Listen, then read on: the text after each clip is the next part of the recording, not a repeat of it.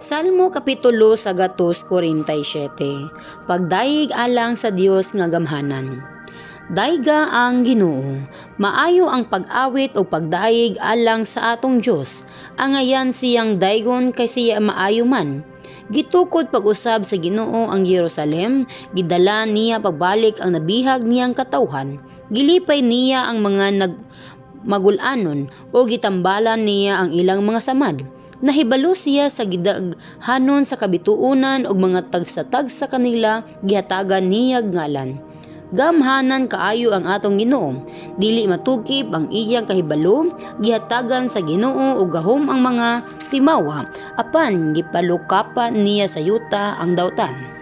Pag-awit kamong pagdaig ngadto sa Ginoo, pagtugtog og alpa ngadto sa atong Dios. Gilukgop niyag mga panganon ang kalangitan, giandaman niyag ulan ang kayutaan, ug sa mga kabungturan gipatubo niya ang mga balilin. Gihatagan niyag pagkaon ang mga kahayupan, ingon man ang mga kuyabog sa mga uwak sa panahon nga mangayo kini. Ang iyang kalipay wala diha sa kusgang mga kabayo o sa mga maisog nga sundalo. Ang iyang kalipay anaa sa nagpasidungog kaniya. Diha kanila nga nagsalig sa iyang gugma nga walay paglubad. Dayga ang Ginoo, o Jerusalem, dayga ang imong Dios o Sion.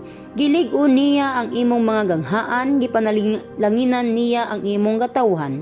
Gipahari niya ang kalinaw sulod sa imong mga otlanan o gitagbaw kaniya sa labing maayong matang sa trigo.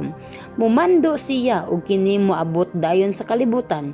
Ipadala niya nga ang niebe sama sa balibo sa karnero ug katagon niya ang yelo sama sa abog. Ipadala niya ang ulan nga yelo sama sa graba. Walay makaagwanta sa katugnaw nga iyang ipadala. Mumando lamang siya og matunaw ang yelo. Pahanginon niya og muday-gaday ang tubig, gihatag niya ang iyang mensahe ngadto sa iyang katawhan. Ang iyang mga balaod ug pahimantngon ngadto sa Israel, wala kini niya buhata sa ubang mga nasod, wala sila masayod sa iyang mga balaod. Dayga ang Ginoo.